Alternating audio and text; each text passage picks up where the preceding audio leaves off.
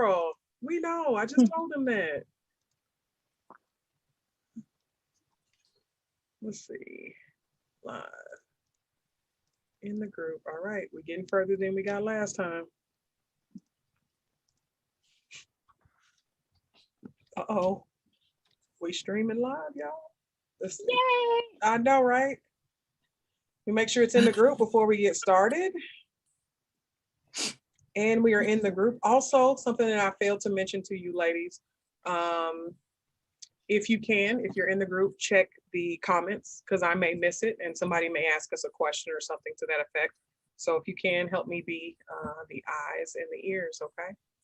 All right, so listen, welcome to panel 2, the second panel of the tailor-made HBC, y'all, and I have some amazing speakers with me. I have a couple of returns and I have a couple of new ones, and I'm excited about this conversation. This is a hot button subject, y'all. And I mean, it gets kind of messy, but we're going to give you some practical advice or maybe some practical things to do when this issue comes up. So before we get started though, I want to make sure that I introduce everybody. So I'm going to start from left to right, just the way my screen is looking. And we have Kizzy right there at the top. Okay. We have Jania Otey. Okay. And then we have Kimberly Tardy. And we have Miss Kiyana Thomas. Okay. And listen, again, I'm going to put it like this. Again, I've worked with Kimberly before. Kimberly are very familiar with each other. She has worked closely with me in this conference. The other ladies, this is my first time working with you. It's been a good experience. I'm excited about it. I'm excited to connect with other ladies that look like me, which is something that doesn't happen often in the homeschooling community. We're kind of here and there versus us all in one place. And so I'm excited about connecting with each of you. So here's the subject, okay? All honesty, be transparent, right? We chilling, we at the house, okay? We having this conversation. Whatever you got in your cup, you got in your cup. Coffee, tea, Dr. Pepper, Sprite, water, whatever it is. But we talking, okay? And I come to you and I say, girl, my in-laws think I shouldn't be homeschooling. And every time they come over here, they have something to say about me homeschooling. What's your advice? Who's gonna go first? All right. Hey guys, this is Kiyana. I'll go first. I was always waiting, but I didn't hear anybody jump in. So I said, let me do that. So for me, I'm really laid back. I'm really easygoing. And so if that conversation comes up, if it's disrespectful, then I will handle the disrespect and I will let them know, hey, that hurt my feelings. And I'm very open and honest. If someone said something that hurt my feelings, because I think communication, we kind of lose the art of communicating and actually sharing how we feel or why someone did something or said something that hurt our feelings. So it gets lost in the mix, right? So I'm just upfront and I'm just honest. If they said something like, why would you say that? You know, that hurt my feelings because this is what I chose to do for my children. Now that's if that's a relationship that I care about to nurture. If it's a relationship I don't care about, then I'm just gonna let it ride. Okay, that's Kizzy, and I wouldn't let it ride. I wouldn't let it ride at all. You're gonna get the business, and not disrespectfully get the business, but you're gonna know how I feel about the situation. No, I don't mean let it ride like let it go. I mean you're gonna get the business. That's what I mean. I mean let it ride like let it go. Never. Okay. Because this is what I feel about when we let things go. I really honestly believe that we teach people how to treat us. And so if someone doesn't treat us in the way that we expect and we don't speak up, we're telling them that that behavior is okay. So no matter who you are, whether it's a relationship that I want or I don't want, if it's something that I am like standing firm on, I'm going to let you know. I'm going to let you know that like, hey, this is not up for discussion. This is what I chose to do in my household. And that's going to be that. Ooh, now, if they want to talk about it, because sometimes people really don't know, right? And so they're asking for understanding. They're really trying to seek understanding, but then sometimes they're throwing jabs and they're trying to convince you to do otherwise. So if they're trying to do that, then that's a whole nother topic. We need to have a different conversation because you're really not concerned. Yeah, you just You said some really good key points. Very good stuff. I think for me, the thing is that I'm a very straightforward person. And the problem with that though is that sometimes I tend to hurt people's feelings not intentionally, unintentionally. And so one of the things that I tell my clients all the time when you have that issue is when it's your husband, see, it's a different issue, right? Okay. Because you want to be on the same page. So whatever you got to do to get on the same page, that's what you need to do, because that's not going to work without it. Now, when it's people outside of the home, I've always been, these are the children that God blessed me with. I've prayed, I've studied, I've researched, I've meditated, whatever it is that you believe, but I've done this and we believe that this is the best decision for our children. And that's it. Like, to me, we don't have to keep talking about it. And That's you bet not question my kids, ask them what 3 plus 5 is. You bet not, because listen, I'm that mama. You go ask my baby what 3 plus 5 is, and I'm finna go find your baby, and I'm finna ask them what 3 plus 5 is. That's right. So does anybody else have any information or comments on that? Yeah, I agree not to take it personal. If for me, I feel not to take it personal. Some people are just ignorant about the topic. They really don't understand, and they need, just clarity about what it is about. Because I know when I initially started posting years ago on Facebook, and people like, what are you doing? How are you doing that? Is that legal? Just didn't know. So, but I wouldn't take it personal. I'll stick to my why. Like you said, you state what it is that you do, and this is my reason. We've already come to the decision. Hey, that's that. Hold on to your why. And don't even give into the drama, because I don't feel like we have anything to prove.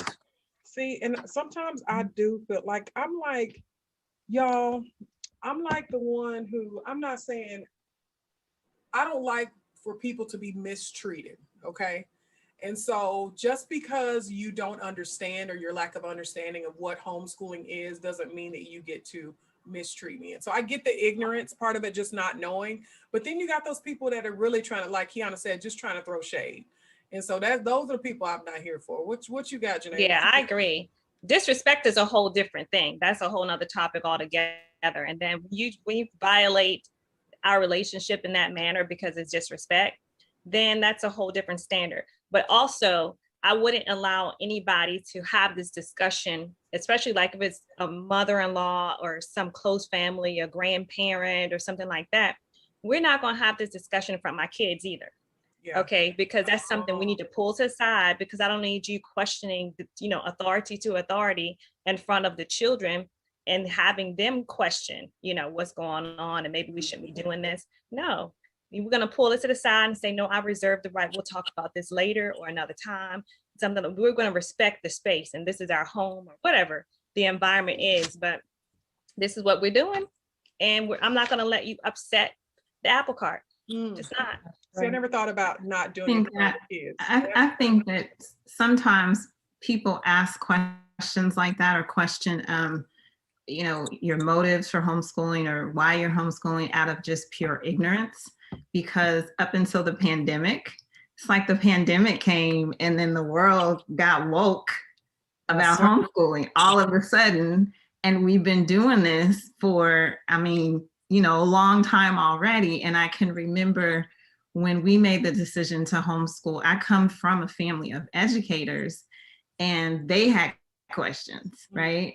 But they also understood the dynamics of what was going on, in the public school system. So when people ask questions like that, I just chalk it up to, you're really not informed.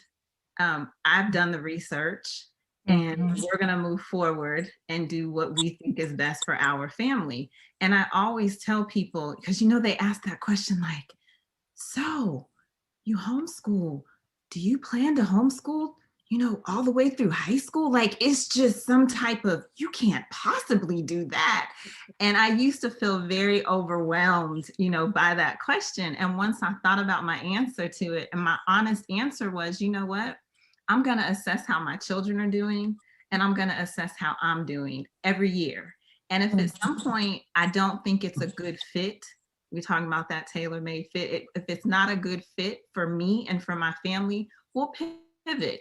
But I've done the research. I'm the educator. You're not doing it, right? So you can kind of sit back and watch, you know, That and was see nice what way of happens. saying, let me do what I do. That was real nice. That's right. I got this, That's fam. right. Let me do what I do.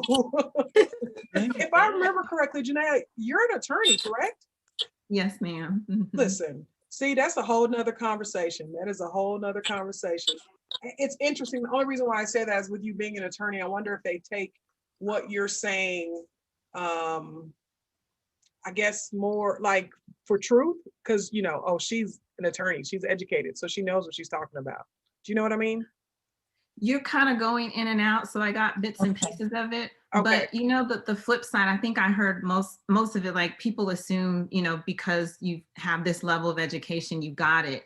But you know what I got was, you went to law school and you spent all that money and you're doing what? You're gonna stay home with your kids? Like, why did you leave that 6-figure job? Or why did you even go to school? And they just don't understand, like, that money, that job, that compares nothing to the pricelessness. I mean, just the precious moments and the value that you get out of homeschooling. Like, you can't put a price tag on it. Yeah. And I would leave that 6-figure job all over again. Yes. I'm gonna piggyback off Jania. I am going to be your blunt friend, your outspoken friend. So this is outspoken Kimmy talking right now. When your family don't agree, cut them off.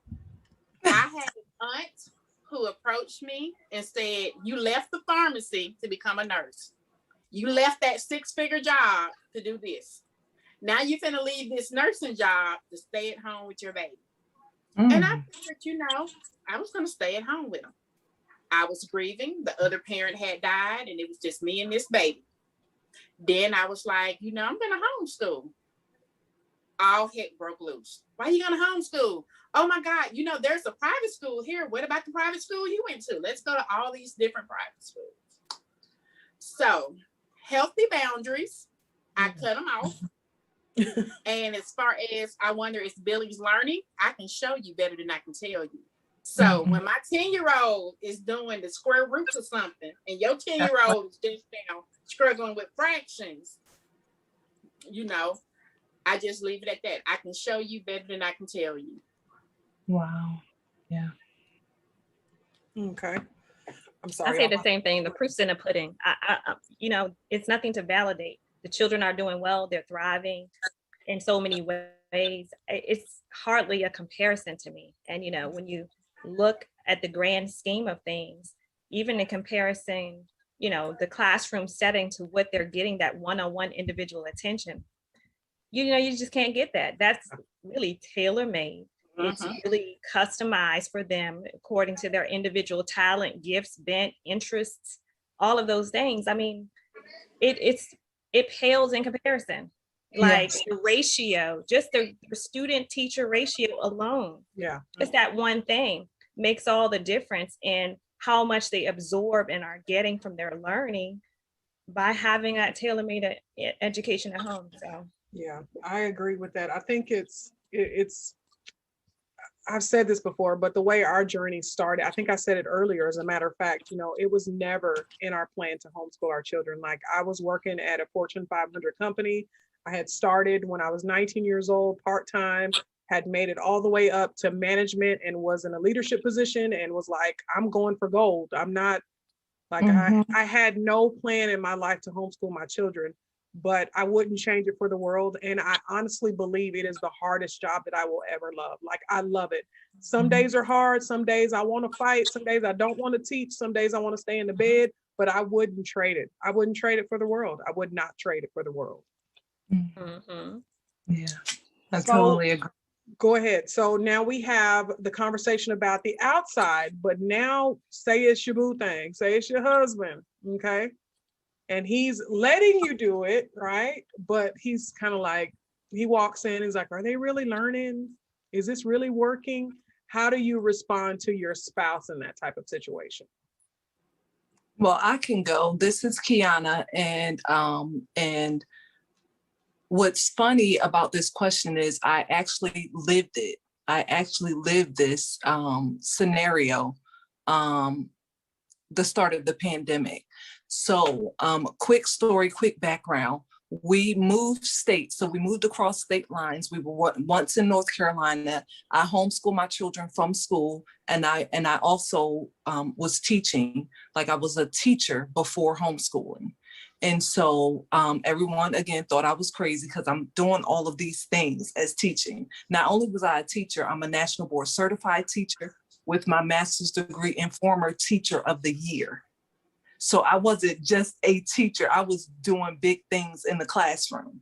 So to leave that and to come home and homeschool my children, they're like, girl, are you crazy? So when I straightened everyone out, like, okay, this topic is not up for discussion, right? I'm like, okay, this topic is not up for discussion. I was called to homeschool because no one, they thought I had bumped my head. Are you okay? Like, really? No one could understand. My husband at that time was supportive. But when we moved across state lines, and also let me put up there, I don't like to say I was diagnosed with a chronic illness. So I don't like to say I have, because I believe your words have power. So say I was diagnosed with a chronic illness. And so people on the outside was saying, you know, you're moving across state lines and it'd be better for you to put them in school, give yourself a break and da, da, da, da. Now, mind you, I was never complaining about homeschooling. I never went to them crying about homeschooling. It was like, this was what it was. So I took their advice, thinking that that was the best thing to do. And as soon as they got into school setting, I realized that was a bad decision. It was a really bad decision. I was not obedient. I didn't listen. I said, the Lord had already told me to do this. And I went against what I knew he put in me to do. Mm. And so when it came time to tell my husband, like, it was one daughter at first, and she was like, no, I don't like this, like almost immediately. And that was the youngest one in school at that time. And she was in kindergarten, and she would be like crying and holding me and just not wanting to go. And he was like, well, I think she'll be okay. Just let her go, let her go. And we kind of did that for like a couple of weeks. And I just finally said to him, this is not working for her. And I don't know like what you're seeing, but I'm experiencing it and living through this trauma for her every day. And I just said to him, why? Why are we forcing her to go to school and she doesn't have to? And he sat there and he thought about it and he was like, you're right. You're like, okay. And when he was like, okay, fine. You know, it was like a weight lifted off my shoulders. And I actually cried that day. And it wasn't because it was like him giving permission, because we had this conversation too. We had the whole submissive wife conversation and all of that. And I'm like, okay, people get this scripture wrong. Ooh, listen, that's a whole nother conversation. This wrong. And it is not about that. So we talked about that because he was disagreeing and I was disagreeing with them being in school. So I said, that's not what that means. That means we have to come together. We have to go to the word. We have to figure out how to make this work where we both agree. It's not your word over my word. How can we make this agree? Yeah. So we came to the table and basically outlined the pros and cons. Okay, what are the benefits here? What are the benefits here? Blah, blah, blah. And this was right before COVID. And I was like, the Holy Spirit, I was like, it is pulling me to pull the kids out of school. And he was like, what do you think is going to happen? The school he literally said, you think the school going to get shot up or something? I said, I don't know. He said that because I was like, no, it has to happen now. Because the thing that he put on the table was wait until next school year to pull them out. And I was like, no, it has to happen now. No, we're not waiting till next school year. It has to happen now. So finally he was like, okay, I don't know what's going on with you, but you're adamant about this and let's do it. Okay, fine. So he finally was like on board with it. But it took some time and it took some constant, me not letting up, me not being okay with him saying, well, if I'm the head of the household, no, that's not how that works. We need to come together and make an agreement together. Yeah. And we sat down and we did that. And he finally was okay, let's do this. And I kid you not, right after I pulled them out, the pandemic hit. Oh, wow. I kid you not. So, I mean, they had been there a couple of months, but then in between that time, it was like, they need to come out. And he was like, I don't know. I was like, no, they need to come out. Come on. Yeah. And so just having that conversation and being firm and understanding what you know and you believe, even if everyone else around you, no matter who they are telling you the opposite. So I was firm on knowing that, and I did not waver. Yeah. And he was able to see my point and see my view. Yeah, I think sometimes too in relationships, and this is, we're going to have a marriage and homeschooling conversation later on, but sometimes we forget that we are wise as well, and God gives us a certain wisdom as well, and we see things too. And so it's you're absolutely correct, being unwavering. Like, okay, normally it's like, well, I don't really care about this, so I can back off. But then when you get that feeling like, no, I got to fight this tooth and nail, that, that's where that wisdom comes in. There's something you're feeling, you're hearing, Holy Spirit has spoken to you in some type of way, telling you that something is going on or something's wrong or something needs to change. I completely agree with that. Completely agree. I'm gonna look in the comments real quick. Let's see what we got. We've got, hey Camille, thank you for joining us. Jazzy, thank you for joining us. JeQuithia is in the comments as well. Jazzy said, I know that's right. Don't be asking my babies either. Let's see. JeQuithia says, this is good stuff. And Kizzy is in the comments saying, weigh the pros and cons. That was a really good, yeah, weighing the pros and cons. Does anybody have anything else to add to that, guys? I wanted to make a suggestion. Thankfully, my husband was completely on board. And Sean, like you, I thought when my children were school age, I was going to send them off and I was going to get my me time back. And circumstances just changed my mind quickly, just knowledge about the schools and doing my own research. But I would say if you have a spouse who is not on board, definitely be in prayer about it. And Not a prayer. we can talk about a trial period, right? Mm-hmm. Like, you're not on board with it right now. I understand your concerns, as we've listed the pros and cons that were mentioned, but allow me to try this. He might not be fully on board to help with the teaching and all of that, but allow me to try this for a period of time. Agree to a period, a year, 6 months, whatever it may be, and then come back and assess how things are going. Now, one thing I would do, like in between that time, which I've done with my own relatives, is I like my kids to review with their grandparents and review with other family members. So I'm not showing off, but they can see what they're learning. And it's part of our schooling anyway for them to review. So, you can kind of get them on board a little bit if that's important to you. But I think that trial period is helpful. And it's almost like a negotiation, kind of like, I understand your concern and I understand that you went to public school and so did I. But let's try this and let's be in prayer about it together. So that's well, I was going to ask you too, you mentioned a trial period, which is really good. And I wanted to be, you said 6 months to a year. And I think that that's actually a nice chunk of time. Because the fact of the matter, you try to homeschool for a month, that ain't gonna work. 2 3 months, that ain't gonna work. You probably will need a good 6 months to do that trial period. So that was really good. That was good information there. Kimberly, you the only one to no, Kizzy, you haven't answered this question either. I can't speak on this subject. I'm single. I can't speak on this subject. That's true. All right, Kizzy, what you got? Yeah, I would definitely, like she said, go into prayer. Jania, that was really a lot of wisdom right there.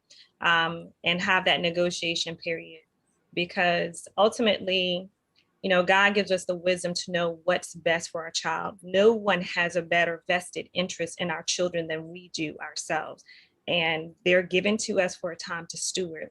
So nobody's going to have that greater interest in their development success, academic success than we do. And so I would just try to convey that the best way possible with the spouse, like, hey, these are what these children have been given to us to steward over, and we want to give them the best opportunity possible. So yeah, just stick with it and see how it works out.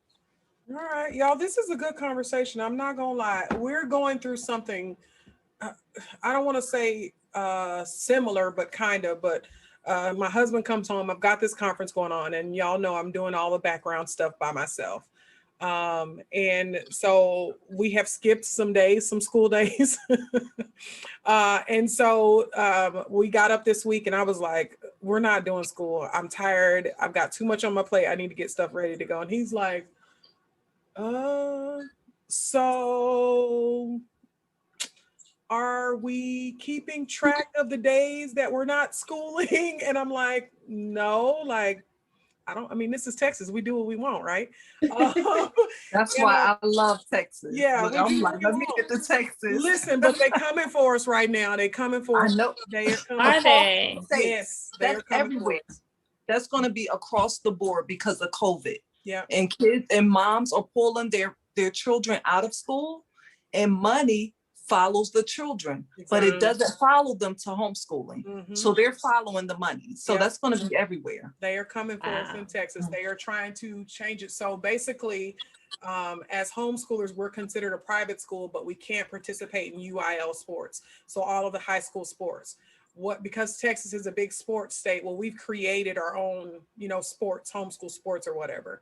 And so they're saying for the smaller towns that don't have the UIL programs, they want to be able to go to the local high school and participate. Well, in order to do that, they want to give them state testing, which is the standardized testing that we don't want any parts of. It's just, they're coming for us in Texas. I'm telling you that. It's on Abbott's desk right now. It passed Senate, all that. It's on Abbott's desk right now. They're coming for us. Wow. Are you guys part of HSLDA? Yes, that's I am not. Yes. I Yeah. love HSLDA. Because that's the legal defense to protect you in case some regulations or legislation turns and shifts and pivots on you down the road. And, that way you'll have that type of protection that you need, because I highly recommend it. Mm-hmm. I second that. I'm not big on them. I'm gonna be honest with you. I'm not big on them. I'm not big on them or the Texas Homeschool Coalition either. But I will tell you this, Sean, you don't have to be a paid member to utilize their services. Oh, yeah. And that's for everybody. So they have the paid membership, but you don't have to be a paid member. If you come into some legal issues about concerning homeschooling, you can call them and they will help you. Yeah. So I say it one more time. Texas Homeschool Coalition is the one who brought the bill about the laws and all that stuff, adding UIL. So they're supposed to be for us. And now people who have been with them for years are finding out that they are not for us. And so that's a whole nother issue, but they're coming for us down here in Texas. So y'all pray for it. I have a girlfriend who lives in Texas, and I was just amazed, just flabbergasted how free you guys have been over all the years. She's never had to report. The one time she said, I'm going to homeschool, withdraw them from school, and has never had to put in any type of testing records, file each year to say that I'm going to be part of homeschool. I'm like, what? We have to tell them every year, I'm going to homeschool my kids this year. These are my qualifications to homeschool. These are the subjects I'm going to cover. Like we're so regulated. And when I hear about y'all freedom in Texas, it's like, oh my gosh, y'all are free. We do what we want. The law says we have to teach in a bona fide manner. That's what it says, bona fide. So for real, like really teach. That's it. Now, if somebody comes to your door, of course you want to have some type of proof that they're learning, but I mean, yeah, literally we do what we want. But you know what? That my take, especially as a former educator, I just believe that's how it should be anyway. Like, these are my children. So these, like, I should have the right and the ability to do with my children how I please. However, we know that there's some crazy people out there. Sure. And so these laws gonna be some are really in place to protect the children who may be neglected and things like that. And that's let what that be that. Don't regulate everybody else. Yeah, it's difficult. I'm not gonna lie. I get a lot of clients, especially on that East Coast. When I get a client from the East Coast, I'm like, ooh, child, how y'all doing over there? It's no joke. Yeah. So this is a good conversation. I'm not gonna lie to you at all. This is really good. Let's see. Let's go back into the comments. Hey, Yolanda, thank you for joining me. Sorry. Let's see. JeQuithia says, my husband does the same thing. I'm like, dude, I'm overwhelmed and I need a break. Oh, he side eyes too. Like when we get into when y'all gonna work. I didn't even finish that comment, child, but he's watching us real close right now. I have a question about that, Sean. Go ahead. When he's watching and he's asking these questions, is he willing to participate? Is he willing to school as well? or is he just questioning what's going on? She asking somebody else because she ain't asking me. No, he ain't willing to. Now, And see, that's my thing. Don't come at me asking me, listen, y'all, but don't come at me asking me what I'm doing. You ain't willing to help. that's it. Don't worry about it. That's it. I'm See, and sorry. we bump heads a lot because he's had only 2 things to do in homeschool the whole entire time. 2 things, okay? If you follow me, you know this. I don't like history. There's some personal trauma back, with that. He loves history. He loves it. So I was like, babe, teach the kids history. That would be great. Second thing is he's a professional driver. That's what he does. Teach the kids how to drive. Ask me who's doing those 2 things. Ask me. I already know. I already know. So it's like, I'm like, he's like, we're big on education, babe. I know we big on education. I get it, and preparing them the way we believe they should be prepared. I get it, but mama's tired. I'm on, listen. And I was like, and we probably going to be off next week because I'm going to be exhausted. Maybe start back up Wednesday. Yeah. Just to let you know that that's what's coming. So, I mean, I was getting ready to say something, put my husband on blast. Let me mind my business. Let me get in this comments right here. Let's see. The kind of said, great looking panel tonight. I'll catch you ladies tomorrow. Lots of bad weather and tornado warnings. She's in Texas too. She's about an hour. No, she's not in Port Arthur. Is she? She's about an hour outside of Houston. Let's see. And then Sean says, I'm debating religious exemption, but I'm nervous to put a target on our backs. So that's interesting. Well, Sean, what state are you in? Because you might be putting a target on your back, but you may not be. So tell us what state that you're in if you're here. And the JeQuithia says THCS is behind this bill. I canceled my membership with them. Yeah. So a lot of people thought that they were there to, have our backs, and they're finding out that they're not. They're not. They don't have our back. I'm going to see if, she's in Virginia. Okay. Does anybody know anything about Virginia right off the top of their head? I'm in Virginia, and I have the majority of my homeschool counterparts are religious exempt. And as far as I know, they have no difficulty with it. There's no kickback. Even in my recommendation is even in religious exemption, which I haven't been religious exemption, and I never explored it until this year when the pandemic hit. So I'm like, I need to be putting some things in place because I see a lot of things coming down the pike that's political, nothing to do with homeschool. Well, will backfire on homeschool, but they have no problem with it. I would just recommend that parents still test regardless, just for your own sake. You don't have to report it into the Board of Education if you're religious exempt, but just have something where you record in case legislation turns somewhere down the road, you'll have, some records to be able to prove, yeah, they're passing, they're getting it, they're understanding all of that, just to safeguard yourself. And that's how I would set that up. But I've not had any parents, any friends who are having any difficulty whatsoever. And I would say the majority are religious exempt. So does the religious exemption keep them from having to do the standardized testing? What does it protect them from? So the religious exemption just gets you free from having to submit testing and report anything. So you basically become like a Texan.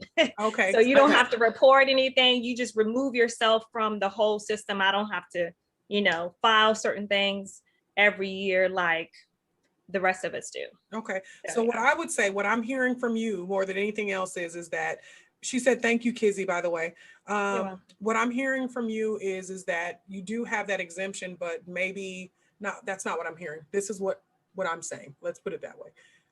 I would suggest that you check with other people to see how the exemption has affected them as far as a target on your back. I feel like as homeschoolers, we kind of put a target on our back anyway, right? Like, unfortunately, for us, we're entrepreneurs and homeschoolers. And so we have like double target. People are looking for us like, oh, how y'all living? They always trying to count our pockets. Don't count our pockets. We okay. We eating, we got lights, we got a home. We're good, right? Pay my bills. Yeah. But people are always trying to count our pockets. And so I think in that instance, it's like, before we jumped and went to the whole entrepreneurship, even though, and see, that's a lie. I was getting ready to lie.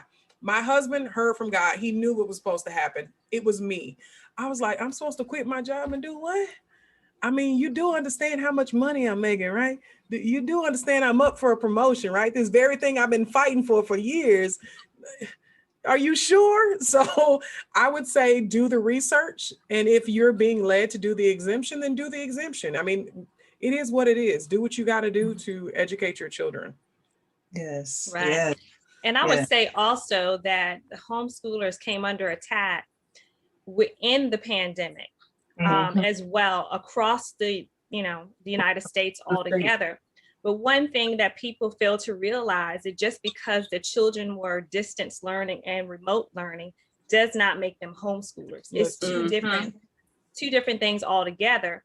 But now that we're all looped into the same same Exactly. process, they're Yeah. saying, well, the kids aren't learning, they aren't getting anything at home, this system isn't working. No, your system isn't working because that's not homeschool.